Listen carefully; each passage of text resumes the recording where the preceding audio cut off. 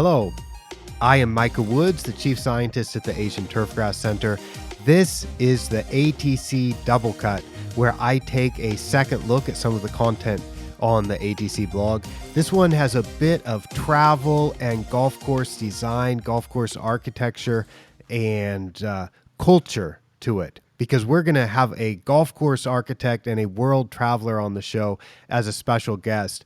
It is Paul Jansen from Jansen Golf Design and Construction.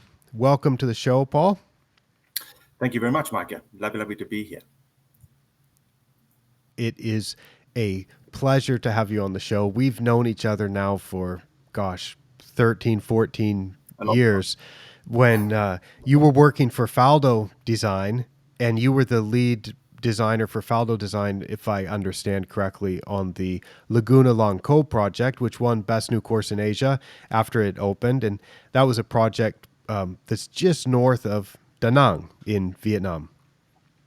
That's right. Yeah, it's that was about an hour north of Da Nang, between the cities of Hue and Da Nang. So lovely location, and had the good fortune of traveling there, over, I first probably made the trip out there in 2005 or 6 to look at the land, and I think it only opened in 2013, and I probably made a good 20 to 30 trips in between. So, well, that'll get you some frequent flyer miles. Or were you flying in one of Sir Nick's private jets? Yeah, well, I wish. Funny, when I started that project, I was living in London, UK. I was traveling from there. Halfway through it, I was in Switzerland, living there, and when I completed that, I was in Canada. So, so I kind of spanned three countries. So, certainly traveled a fair amount to actually get to Vietnam. But, now, for people who don't know you, Paul, you're originally from Africa, aren't you?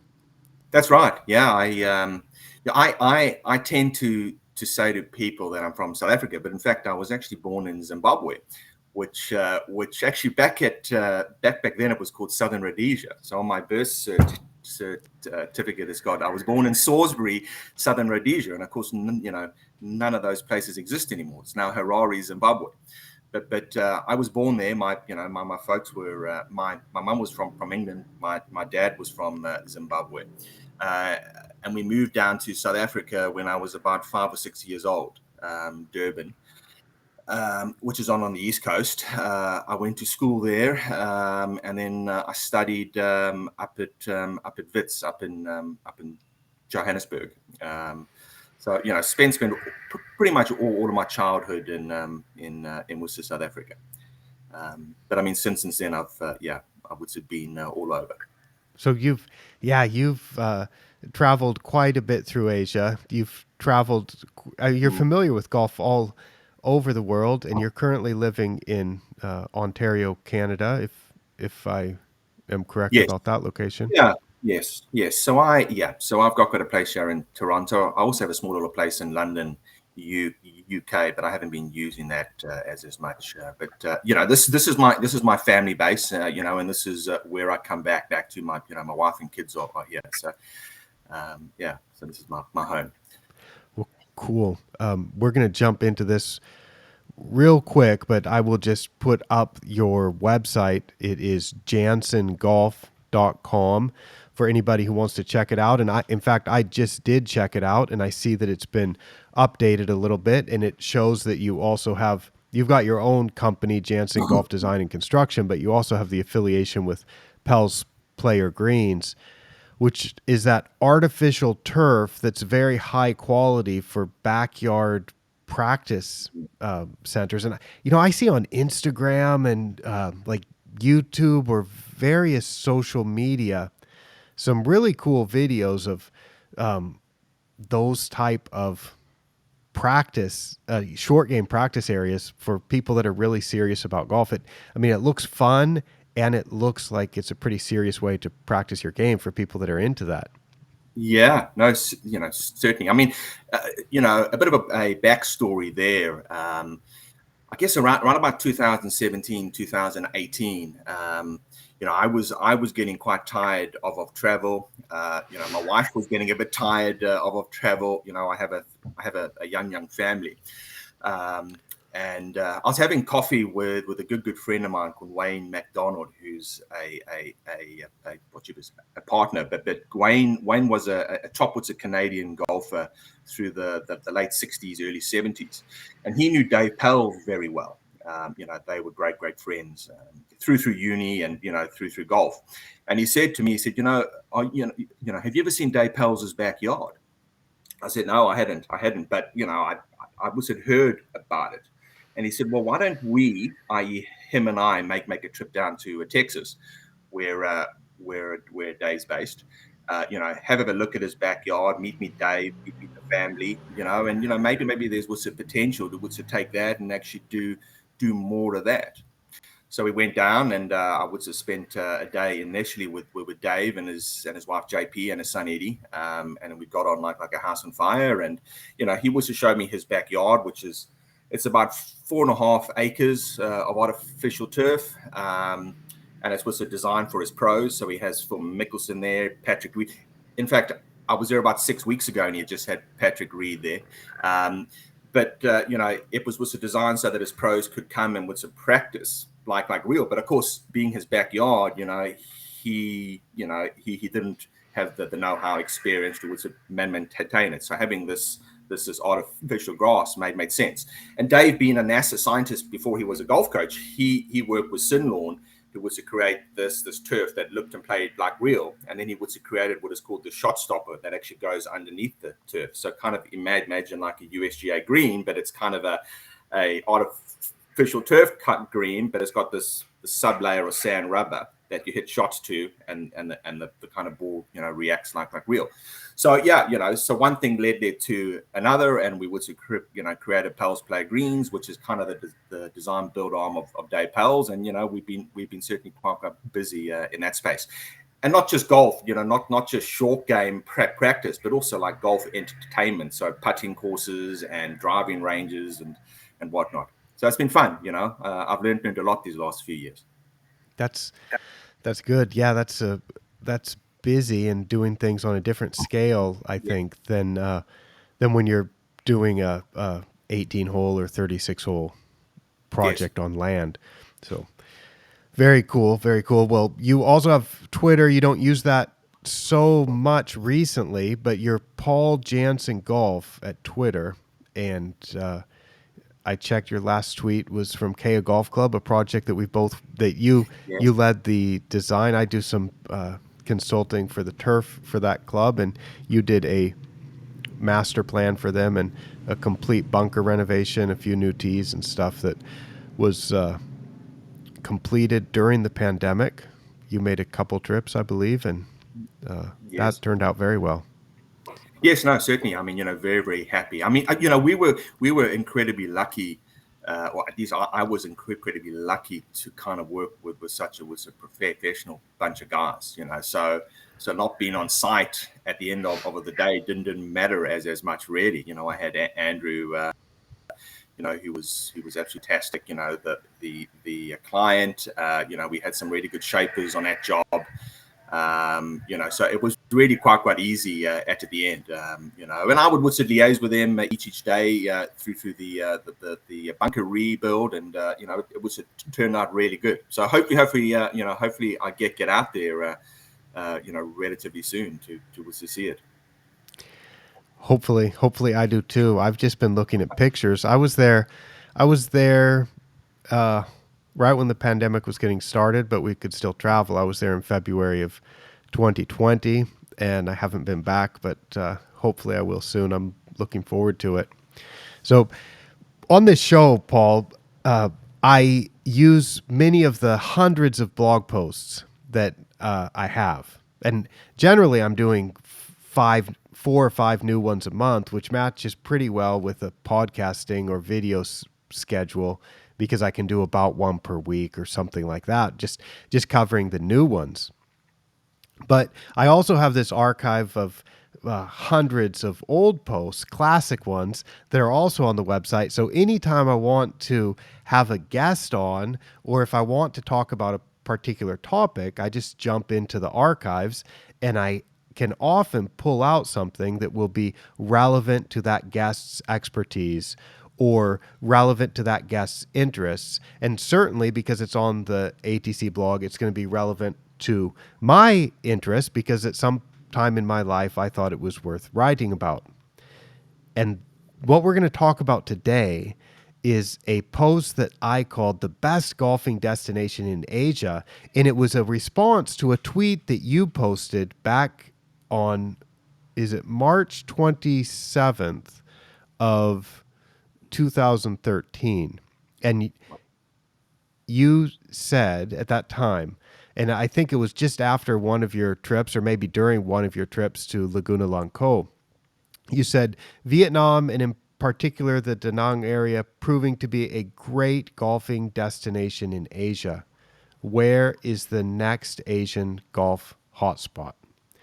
And we, of course, had this conversation normally, privately. We'd discuss these things because we were working together on that project, and you were writing articles at that time for the Hong Kong Golfer, I think. That's right. Yes.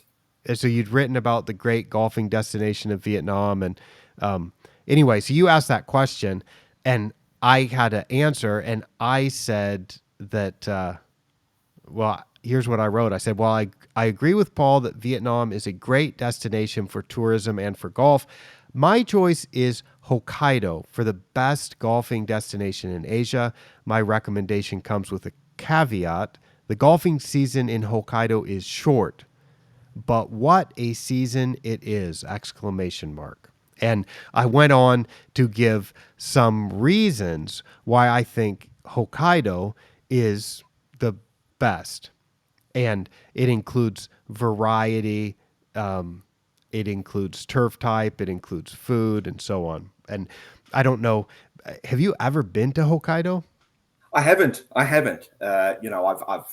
been to Japan, obviously, a fair amount, and since 2013, and we've even travelled some of the actual courses around Japan. I mean, north of Tokyo, Hokkaido,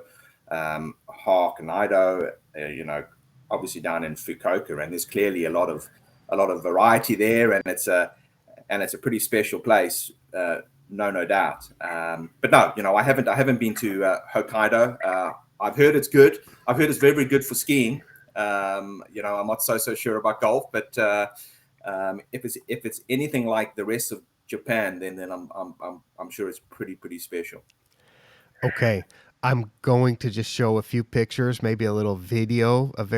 I don't often take a video of a bowl of ramen, but I had the most amazing ramen at a golf course for lunch that I had to take a video of it. So let me make a case for Hokkaido and make a case for, well, it does not surprise me that you haven't been there because I think a lot of people haven't been there for golf. They might have gone in the winter to ski, or they might have heard about it, but they just haven't been there. I want to make a case for why it's such a great golf destination and encourage you to perhaps go there. And really, I want to encourage people that do travel in Asia a lot, like people from Singapore, people from Hong Kong, maybe people from Australia. But really, it's more like people from Bangkok, people from Manila. It's really hot in these places. Parts of the year, it's miserable weather to play golf in this part of the world. You can shoot up to Hokkaido. It's a 6 or 7 hour flight from most of these areas. If you can go direct, or you take a shorter flight to Tokyo or Osaka or Nagoya and connect, and they have pretty easy connections up to Hokkaido. And then suddenly you're transported into what I am happy to argue again and again is the best golfing destination in Asia. So, number one, I listed out the reasons. Number one is variety, and there are over 150 golf courses to choose from in Hokkaido. So if we think of a place like Phuket, where you've also done some work, Paul, Phuket has what? Uh, Less than 10 courses, Yeah, maybe? yeah, something like that. Something like that. And if we think of the entire country of Vietnam, where they're building golf courses rapidly, I don't know what the number is right now, but I guess it's less than 100 in the whole country that are open. Do you Yeah, know? yeah. You know what? I don't know. I mean, when I was out there, there was probably only about 25 or so. But I mean, Hmm. I do know that that there's been a was it rapid growth in golf. But so in Hokkaido, we're talking about a relatively small geographic area with 150 golf courses, more than 150. Whereas in other places, you don't have so much variety. So in Hokkaido, the most expensive courses you could play would be about in U.S. dollars, probably about $400 around. Would be the most expensive, and the cheapest golf courses would be probably, I'll say, $40 around. So you're looking at the price to play 18 holes of somewhere. Maybe it's even a little bit less than 40 if you get a promotion, especially with the weekend right now. But let's say the price range is something like $40 up to $400. So you get a wide range of courses, and many of the courses are really nice designs by famous designers for quite reasonable prices. I show a picture here of the Brooks Golf Club, which is near Chitose Airport. That's the main Sapporo airport. It looks like it's in pretty good condition, and it's nice, cool, pleasant weather. And it's beautiful, pleasant weather up there because it's in the far north of Japan. So it's kind of like for Americans when they would go to Michigan or Wisconsin or something to play to avoid some of the heat in the south. Number two, breakfast, lunch, and dinner. Every meal. The reason why it's a great golfing destination is because you're not just going to be playing golf. You are going to eat too. And I wrote that in a country that's renowned for excellent food, Hokkaido stands out for having some of the best seafood, meat, fruit, and produce. There is just excellent food in Japan, excellent food and drink, especially in Hokkaido. It's just superb. I show a picture of some courses from an evening meal. This is all from the same restaurant because you do tend to get a lot of variety. And I put a picture of the Hokkaido Classic Golf Club, which is a Jack Nicklaus signature design there. And then there is the famous ramen video. And I mentioned that the golfing experience in Japan usually includes a lunch at the clubhouse, which I think you've observed, or actually we did that when we played at Hakone, didn't we? We played at Hakone Golf Club together, didn't we, Paul? That's right. That's right. And Yes. and I know I had a beer before the round, and I can't. I'm sure we stopped in. We did stop in the clubhouse and have our lunch. So yeah, it's typical in Japan to have a beer to relax, and no matter really what time of day, then you go play golf and you stop and have lunch. And if I can make this video play, check out this seafood ramen that has various types of seafood in it, and it's brought to the table boiling, and it was just the most delicious smell and the most delicious taste. It was really quite a bowl of ramen. You know what? I've still got a couple more reasons, but I'm going to pause because it's a powerful argument that I'm making here, and let you suggest some of the areas that you want to recommend as the best golfing destinations in Asia. Well, I mean, I wrote that text almost 10 years ago now. I mean, that was, as I say, March 27, 2013, and I've clearly seen a lot since then. Places that I would like to talk about, and and then we'll get onto that. But let me first make a case for Da Nang, because I still stand by that in the sense that was Da Nang's a great place to go, and it's got even better from a golfing perspective.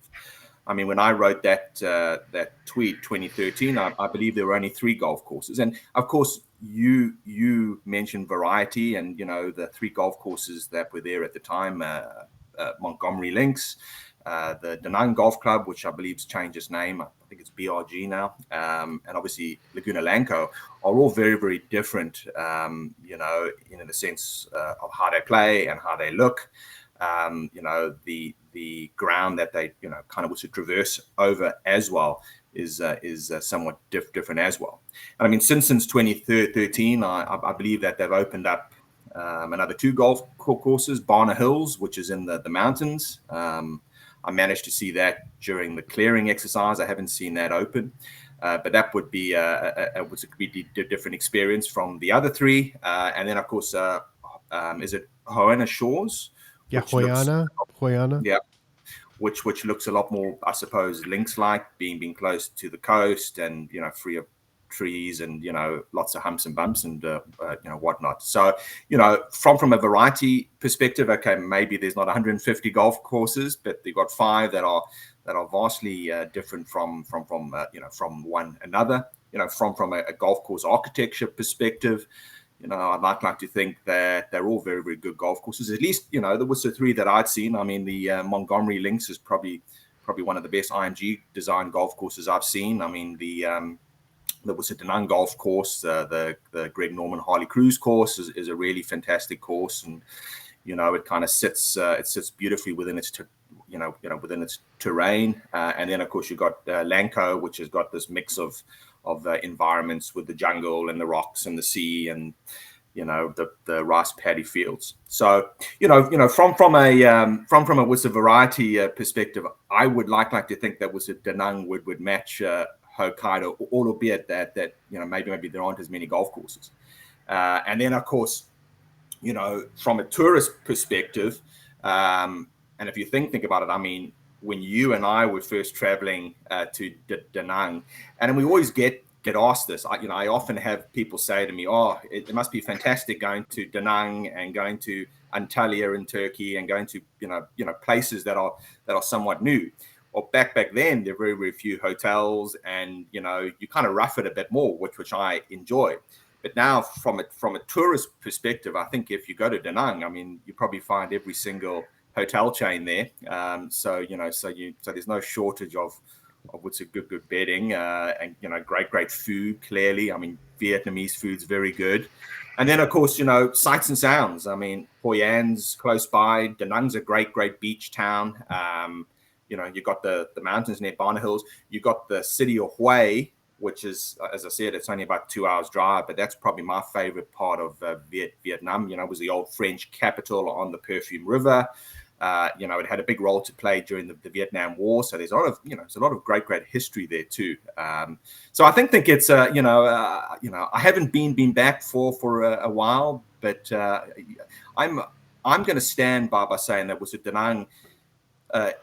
It's probably in my view, from what I've seen, probably what's the best golf hotspot for golf and then for everything else. Now, having said that, there are a lot of places that I've seen since that time that are really wow. And maybe they cover a bit bigger area. I think of Malaysia. Sorry, not Malaysia. I think of Bogor, Indonesia. I think of Burma. I think it was Myanmar, and I think of Sri Lanka.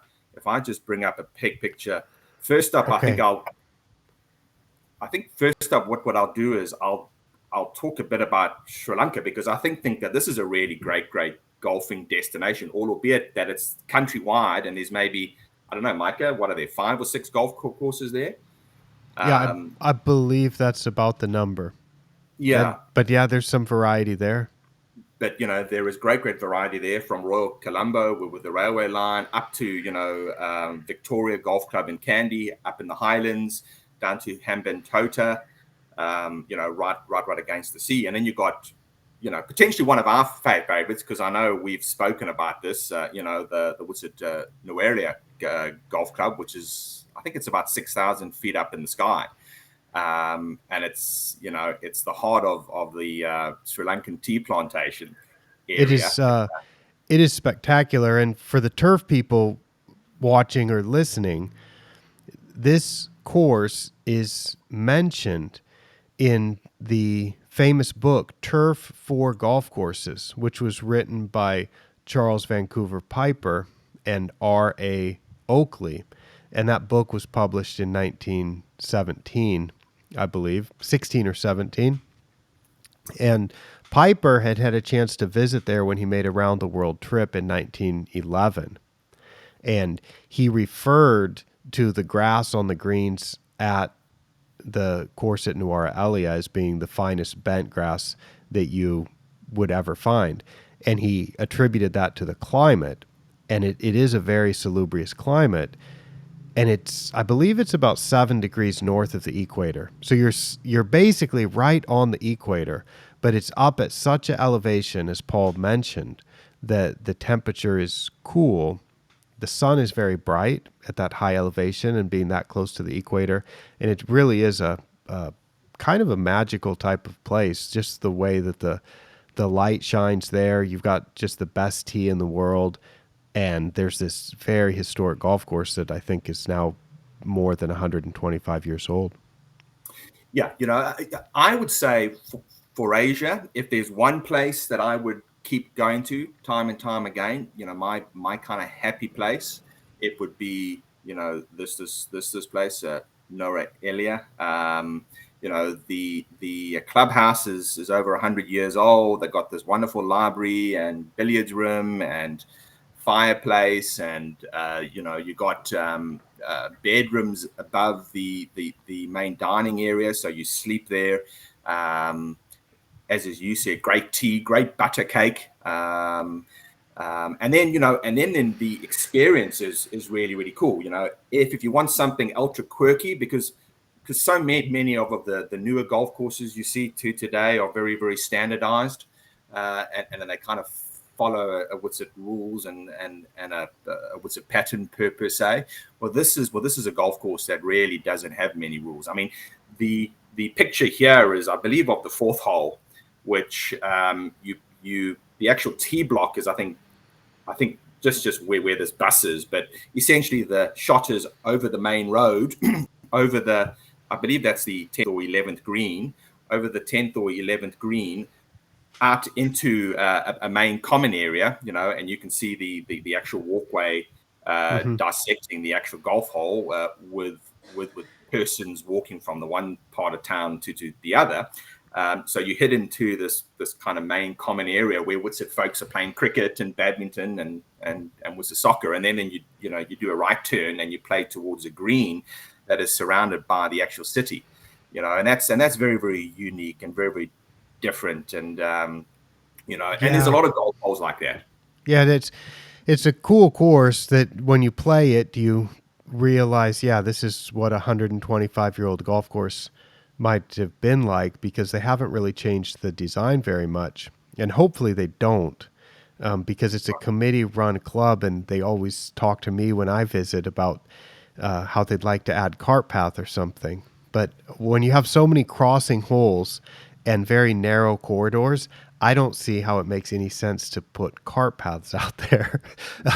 But it's really a cool course that's in town, and it's kind of like St. Andrews, the old course at St. Andrews, where you have people walking across some of the holes. People at St. Andrews, they'd be going from the town down to the beach. And here people are just going from the road to the bus stop, or going to their work, or going to the residence. So there's paths that go across the course on some holes, and it weaves in and out of town. It does not return to the clubhouse after 9 holes, and it plays on some flat land, and then it goes up into the hills a little bit, where people will tell stories about tigers that were up there in the jungle. And there's a beautiful smell as you're going through this big eucalyptus forest. As you climb up to, I think there's a little triangle of holes 14, 15, 16 or something like that. It's near the end of the round. That's just some of the most spectacular golf you'll ever play. And it's all these native grasses too. It's a really special place. Yeah, certainly. What's it for me? Sri Lanka is a very, very special place. it's very, very different from what you would think, really. The food's outstanding. Great seafood there. Great crab curries. Great, if you love fruit and veg, wonderful fresh fruit and veg. And then like I said, the actual sights and sounds. Within a few hours, you can be by the coast and kind of swimming in this beautiful crystal clear waters, and then in the next you're up in the tea plantations and up in the mountains. And no, it's an absolutely wonderful place. So I would say, from a golfing destination perspective, Sri Lanka would be in my top three within Asia. All right. Let's Oh, right. I Well, recognize that place. I've never been there, but that I want to go there with a nice camera with a zoom lens. yeah, And no, I mean, this was unfortunately taken by my phone.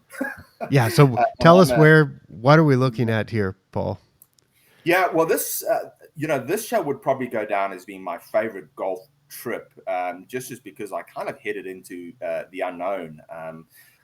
This is Bagan, or just outside of Bagan, a place called Mount Popa, which is in Myanmar. If you looked at that on the map, it's kind of in the middle of nowhere. I mean, I guess if there's a place that you want to get lost in the world, it's probably in this area. I mean, no one's going to come and find you, but I had the good fortune back, I think, about 2016 or 2017, to tour around Burma with it was the Myanmar Golf Association at the time, and they kind of arranged this trip for me to see golf in Bagan, Mandalay, and Yangon, the old Rangoon. And I recall flying into Bagan and then heading about, I think it was about an hour and a half drive out to Mount Popa, which is, you'll see the big mountain there on the left side, which is actually a volcano.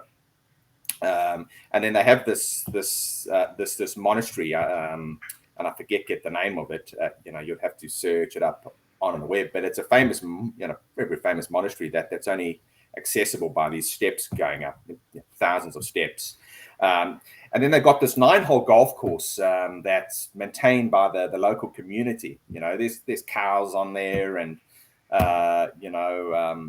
it's very, very, very simple. I would think the actual maintenance budget for that couldn't be more than a few $100s a year, really. But what makes it special is that from a lot of the holes, from the greens and tees, you're kind of looking out towards this ultra impressive, mountain with this huge, what's a pagoda complex on top. It's just wow, and it's wow being there and just seeing that.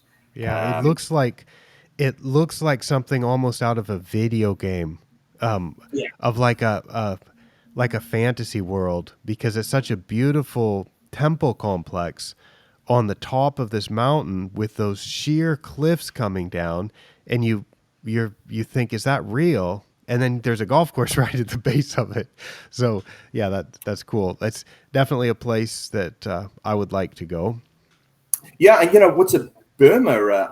I think Burma has something like 130 golf courses. I couldn't believe that the first time I went there, and was told that. But certainly most of the major centres have golf courses, and a lot of these golf courses you do get to experience a lot of special stuff. And the actual golf itself, from a design perspective, is very, very bland and basic. But that's probably no bad thing, because then that allows you to focus on the surrounds and all the kind of beauty that's going on. I mean, often from a golf course design perspective, I sometimes lurk at a hole in a really great space, and if it's been over bunkered, or there's too many man-made features, you're almost drawn to those features versus being drawn to all the wonderful natural stuff going on around. But Burma's a place where the actual golf's very, very basic, but the entire experience is just pretty much out of this world. And do you have a picture of that course that just goes through the field of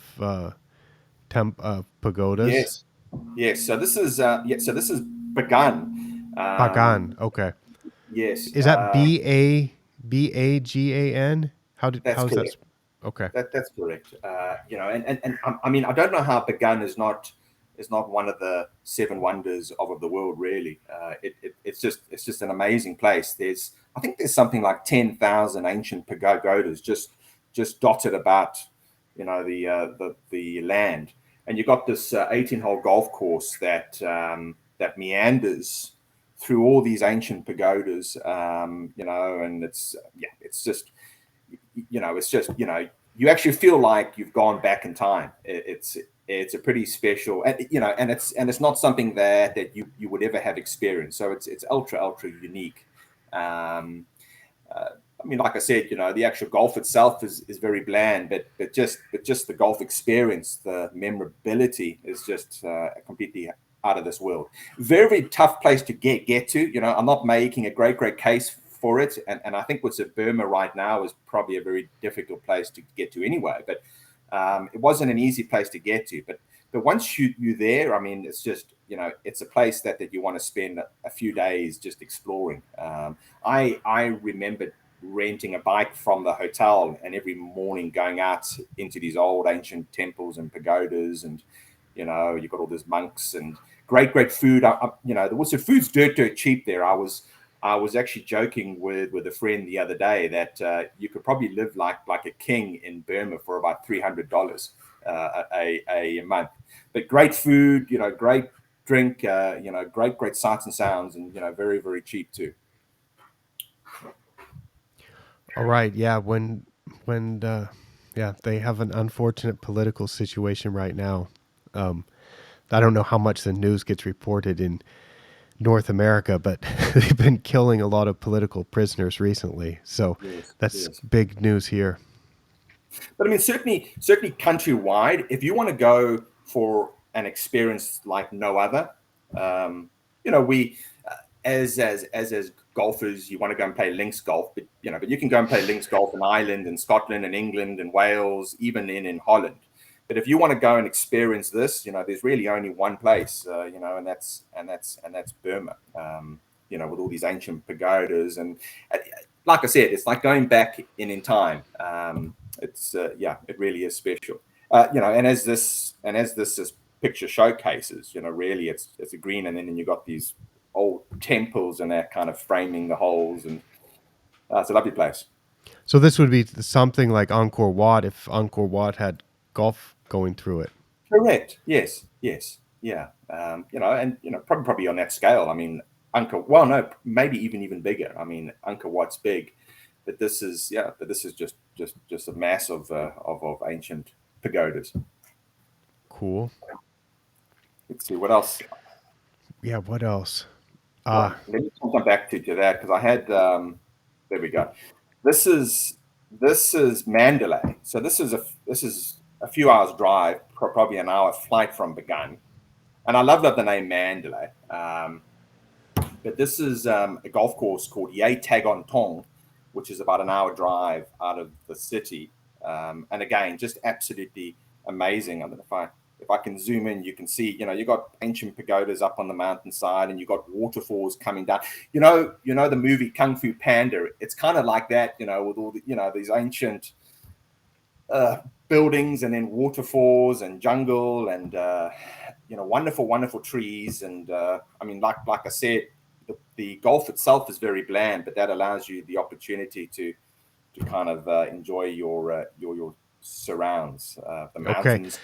Well, you know what, Paul? I think we're describing a lot of variety in the types of golf that people can experience, and I hope for people that might be looking for these types of experiences or interested in some unique travel experiences or unique golf courses, they can have a better understanding after listening to us about what they might find in Vietnam, what they might find in Japan, what they might find in Sri Lanka or in Myanmar, because obviously it's a different type of experience. So the person that wants to go play some potentially top 100 courses by famous architects, if they want to go play a Nick Faldo design, a Luke Donald IMG design, a Colin Montgomery IMG design, a Greg Norman design, a did I say Robert Trent Jones?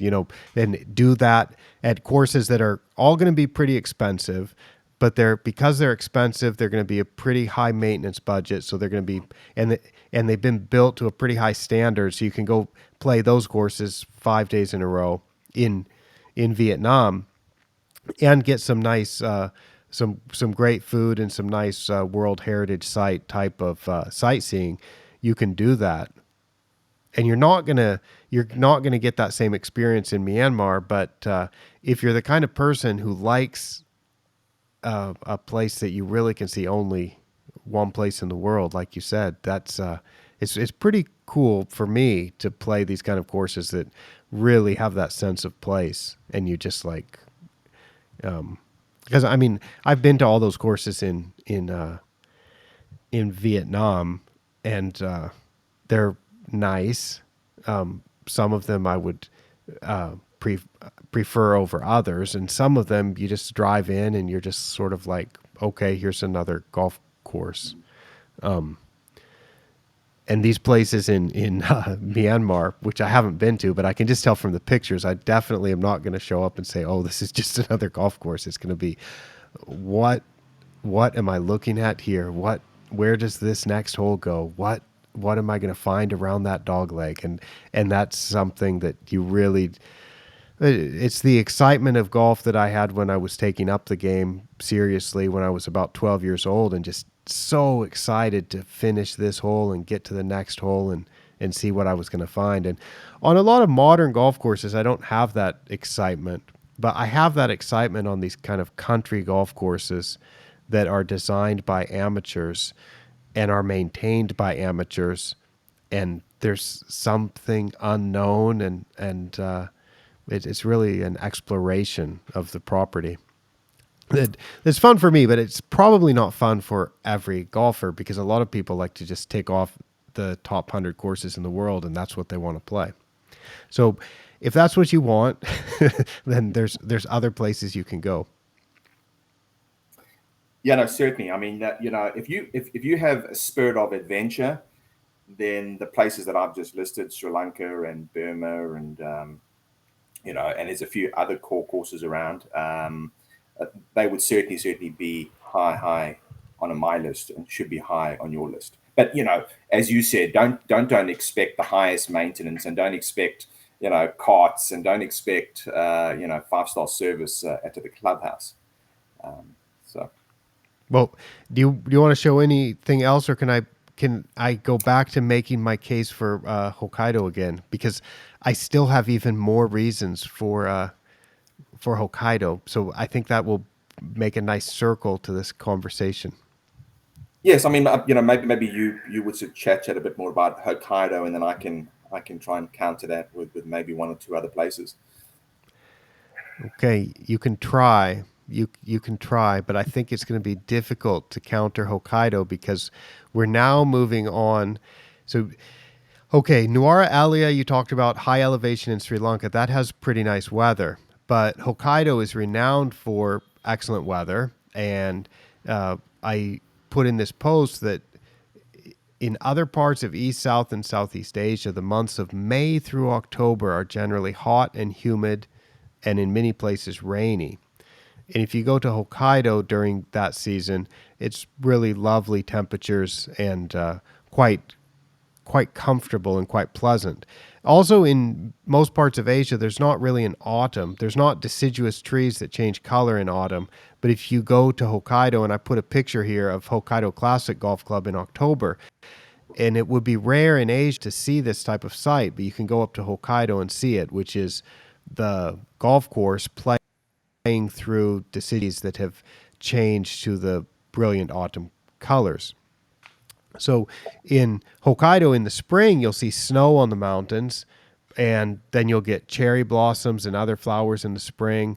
And in midsummer, the average temperature is about 20 degrees Celsius, which is cooler than the air conditioning is set in the other parts of Asia. So if you're in Shanghai or Taiwan or the Philippines, the average temperature during the summer is going to be about pushing 30 degrees. That's not the average high temperature.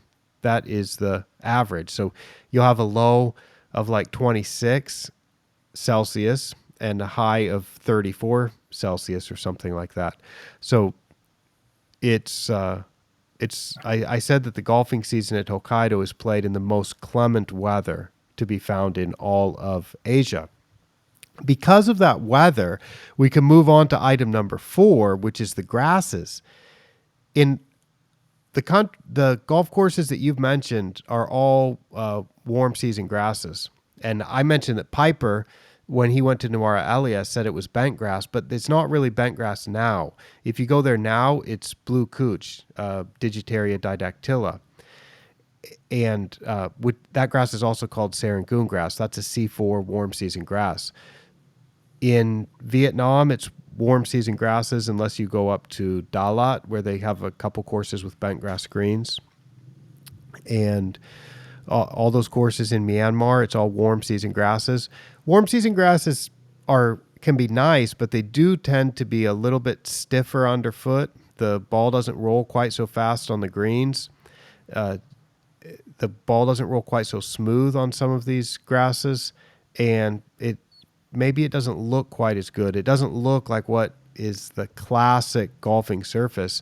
But because of the salubrious weather in Hokkaido, it's all cool season grass. You'll have creeping bent grass, Kentucky bluegrass, fine fescue, the types of grasses that one can find on some of the classic golf courses in the world, like the old course at St. Andrews or Shinnecock Hills or Hazeltine National Golf Club, the types of northern cool climate courses that are pretty famous. And the courses are generally maintained in Japan at a pretty high level of maintenance. So you can have some really superb playing conditions, and it's very unique in Asia to be able to experience that. So I'm quite a fan as a golfer to go and play on those surfaces because it's unique. It's completely different than what you'd find in Vietnam or Hong Kong or anything like that. And then I also mentioned item number 5, off the fairways. There is fine dining and a vibrant nightlife in the cities of Hokkaido, while on the courses one will regularly see deer, foxes, a plethora of birds, and even perhaps bears. The combination of so many excellent golf courses, nature, great food, and cool weather makes Hokkaido the best golfing destination in Asia, at least from May to October. But at the other times of the year, I'm going to Thailand.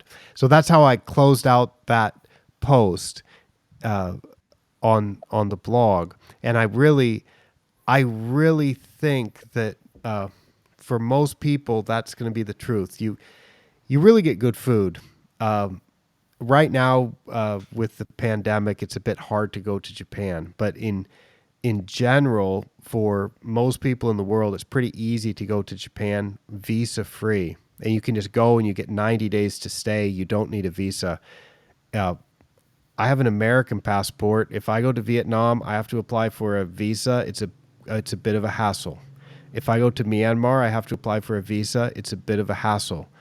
To go to those places, there's not so many direct flights. You have to take extra flights. But to go to Japan is a big country with a big economy, so you can get a lot of direct flights to go there. So you get a lot of flights. You don't need visas. It's just a lot easier. And then you've got these 150 golf courses in Hokkaido, cool season grasses, amazing food, and nature. To me, it's just like, it just kind of wins. So all these other ones are nice golfing experiences, and you might want to go do that once. I might want to go do it once to experience it. And because I live in Asia and because I could go to Nuara Elia multiple times, I would, because it's that nice. But I'm not going there for the golf. I'm going there for the whole experience. And if I wanted to get the whole experience and go play golf, like take a boys trip golfing, I'm either going to Thailand, which has 400 golf courses, or I'm going to Japan. So, but anyway, yeah, you do make a case for those other experiences that because I'm familiar with that, I'm like, yeah, that's attractive too. But Yeah. if I have to pick one, I'm sticking with Hokkaido. yeah, because I think if you're a very very serious golfer, i.e., you're the type who wants to tick off a top 100 golf course, you're probably not going to go to Asia. Certainly Japan, but Southeast Asia, the subcontinent, probably not. You're going to look to go to the west coast of Ireland or Scotland, or around London. Um, in terms of yeah, so you're going to go to Asia more for the experience, really, the food, the culture, the sights and sounds, and you certainly make a case there for Hokkaido. I think there's a Peter Walton of Woodside Acto speaks about golf destinations being, I think, more than 2 or 3 golf courses, but for me there are a few places in the world that, if you're an adventurer like myself, enjoy to see different cultures, and you're not that into this commercialism, because I go to Thailand and I go to some parts of Asia, and I kind of feel like I'm back here with all of the franchise brands and whatnot. I like going to places where I can experience that culture. And as a golf course architect, I don't just learn a lot from the golf courses. I actually learn a lot from the landscapes and how things are done, and what it looks like. So another place that I was very very wowed by was the Himalayan Golf Club in Nepal. I'm not sure if you've ever been there, but that was a pretty special place. Not just because of the experience, the actual journey getting there. And I think there's an airport in Pokhara in Nepal where it is at. But back then, I flew into Kathmandu. I had some Nepalese friends that had worked with me out in Sri Lanka and Bangladesh and other places, and they picked me up. And then to get about 150 k's, it took the whole day as you meander through to the the actual mountain ranges there. But when you get to this place, it's pretty darn special, because you've got the Annapurna range, Himalayas flanked behind the actual holes, and then you got this massive stream system running through the actual golf course, and all these big swing bridges and that. Actually, I have a picture or two if I can bring it up. Like, Yeah, show me yeah, that. it was, yeah, so this was a pretty special trip for me, like I said. So again, just very very bland, and if you're going to go there for a great maintenance experience and five stop a clubhouse experience, well then you want to skip this place. But from a just an adventure perspective, it's like hiking through the actual mountains. You've got all these big suspension bridges, and so this is a picture here of one of a few suspension bridges that actually cross the river that actually runs through the actual golf course. And then all around you, Micah, are these mountains, and then of course you've got the Annapurna range, which I think is the 6th highest mountain in the world. On this day, it was very hard to see the mountains from the golf course, but on a clear day, they're right on top of you. But you can see, these are walks between greens and tees, and it really is like an adventure, and a one-stop. Well, certainly it's a place to go for adventure, hiking and river boating, and the actual town of Pokhara itself is wonderful, and there's really good food and cuisine, and the Nepalese people are very very friendly. And then of course you have this golf course. Now of course it's only one golf course, so you can't really call it a golf destination, but it's a place that I would highly recommend for maybe the younger generation, probably anyone under 50 years old, if I can say that. But wonderful place. Yeah. John Wall has been there. He's the golf course superintendent at the BRG Da Nang Golf Resort. And I'll see if I can find a Twitter thread that he did, because he went there when it was good, clear weather. And he put some pictures there that just makes it obvious that it's the most spectacular golf experience in the world. Um, Yes. and it's like from those pictures, you just look at it and go, "There's nothing that compares," because the the elevation change and the golf hole down there and the river going through it and the mountains going up, and it's extraordinary. Yes. And Yeah, I think that Eric Anders Lang did a video which you could probably find on YouTube if you just typed in the Himalayan Golf Club. But yeah, you're absolutely right. It's just a one of a kind experience. all right, well, thank you for sharing that with me, Paul. I think that yeah, we haven't. Yeah, you mentioned Thailand just a little bit. That Thailand has it's a bit commercial, or you see some chains or Mm. something. But Thailand has a lot of variety too, and if you seek it out, you can certainly find some interesting golf courses. That Yeah, yeah, I mean, don't get me wrong. I mean, if you looked at a place like Bangkok itself, I mean, you got the Bangkok Sports Club, which is remarkably unique and fun to play. Um, and admittedly, I haven't been up to Chiang Mai, which I believe is a bit more authentic. And the work that I did was around the Phuket area, and that's a very touristy area, so it's very much catered for the tourists. So yeah, Phuket doesn't really. Phuket doesn't really count. There's lots of people in that's right. Thailand that just avoid Phuket and just they would be happy to never go there because the prices are so exorbitant. Yeah, I mean it's catered for foreign Yes. tourists basically. Yes. So yeah, and the golf courses, Blue Canyon's okay. I mean, I think that's an interesting property. Yeah. And Red Mountain in Phuket is on a spectacular property. And Yeah. the other ones. I mean, you did the Laguna course there, Well, yeah. the Laguna Phuket. Yeah. I mean, we did a renovation there, and that was back in, trying to think now, 2014, 2015.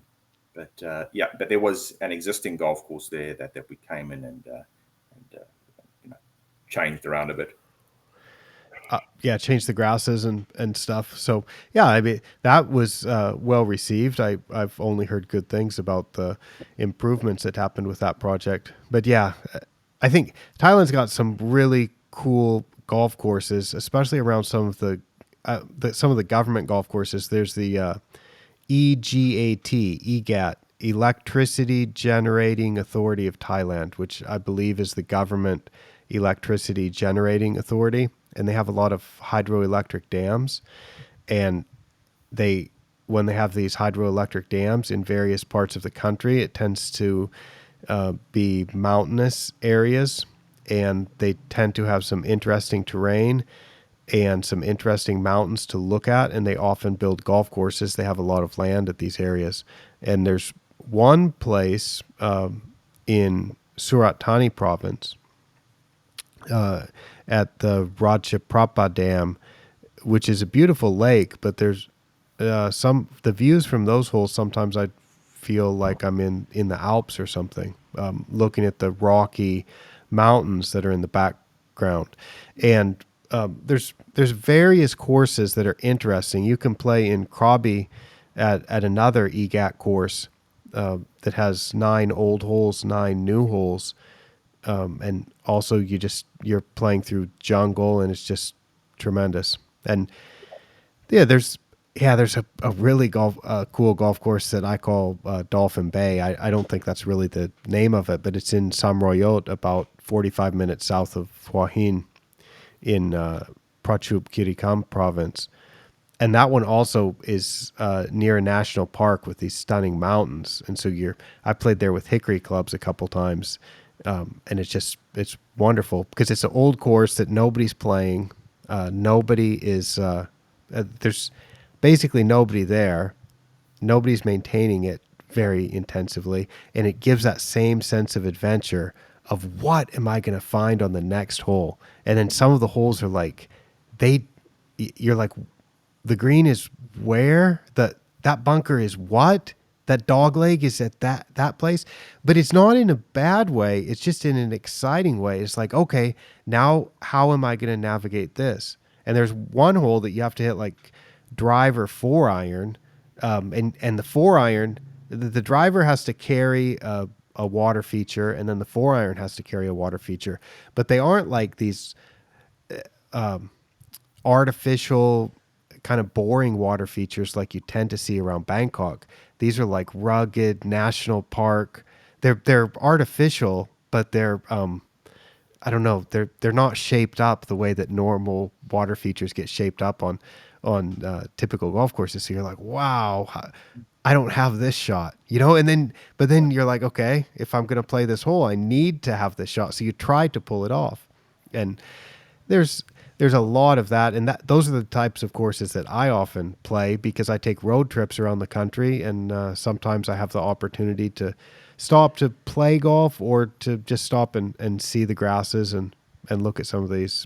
So yeah, Thailand has about 400 courses, and a lot of them are in some pretty spectacular rural areas with some great scenery. Yeah, I can certainly believe Thailand would have some really cool out of the way golf courses, as you said. You know, you mentioned mountains and jungle. Have you ever been to Bogor, Indonesia?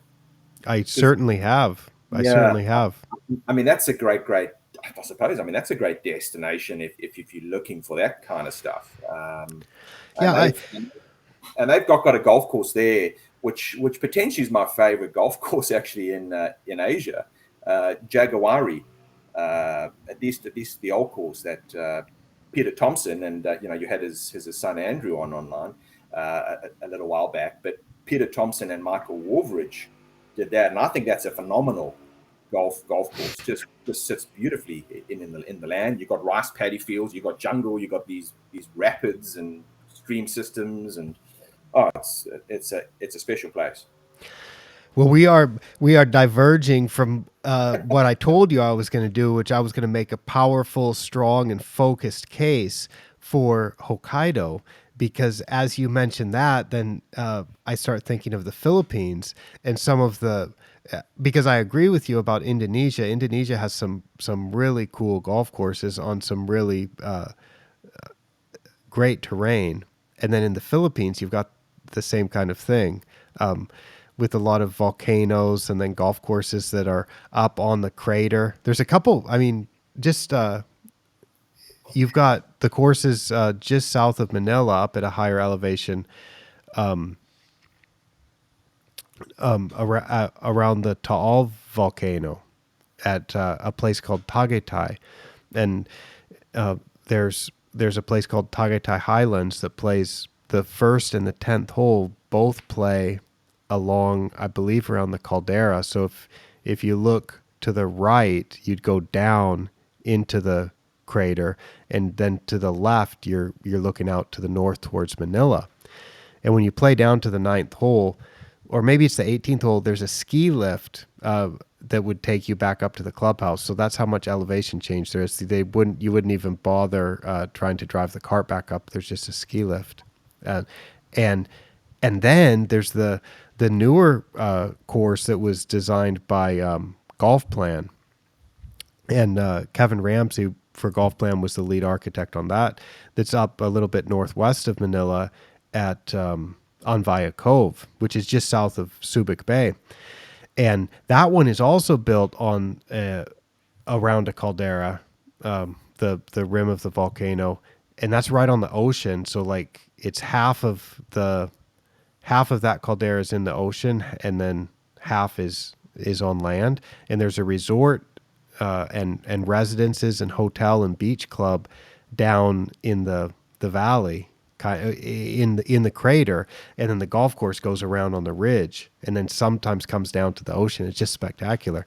So I've I think I've made a pretty good case for Hokkaido. I'm still sticking for Hokkaido, but the overall message, which I have to agree with you, is Asia has some really cool places that I mean, yeah, this is a place that mostly it's Asian tourists go to these places. So you get people from Hong Kong would go there, people from Singapore, people from India, people from China, people from Thailand.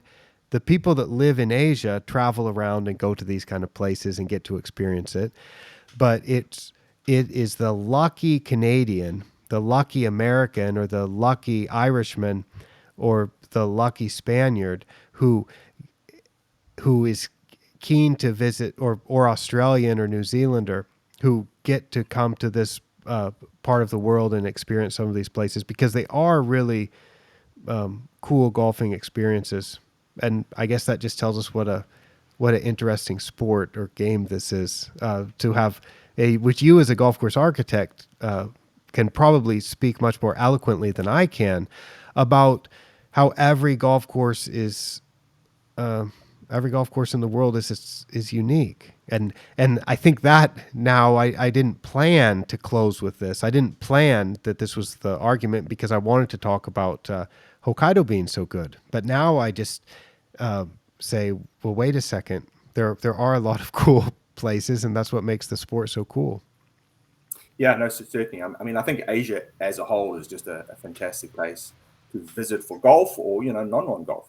And going back to golf courses, I had supper a few weeks back with Lorne Rubinstein, the writer, and we were talking about some of the unknown golf courses here in Canada. And he said something that kind of stuck with me, and I think this applies to Asia, that every golf course has a story to tell.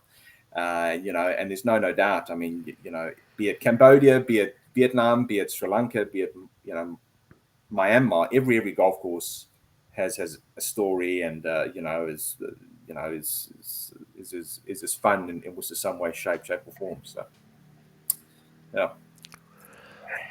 All right, Paul. Well, we've gone beyond the typical time that I do a ATC Double Cut episode. I might have you come back on the show again sometime if we have a topic that is going to be like this one that the both of us can just talk about for hours. So I think we covered that topic. We definitely gave the double cut treatment pretty well to that topic of where's the best golfing destination in Asia. And if we keep talking more, we're going to start just talking about other places in Asia that are pretty good too. And I don't want to do that because we've already talked for over an hour. So thanks so much for joining me on the Double Cut. Is there anything else you'd like to mention before we sign off? No, it's been great fun. It isn't often that I get to speak about my travels. So this has been great fun for me to try and sort of recollect and remember some of the special places that I've been to. So thank you. All right, thank you very much, Paul. Paul Jansen from Jansen Golf Design and Construction, and also with Pels Player Greens. I thank everyone for listening to us talk about places that maybe you haven't been to and maybe you'll never go to, but I hope we encourage some of the people with the means and the time and the interest to visit some of these places to consider it, because it's fun talking with Paul about this and reminiscing on most of these places that I've been to also. It is quite a pleasant golfing experience, and Hokkaido is a good one too. I'm looking forward to my next trip there. Okay, everybody, thanks so much for listening.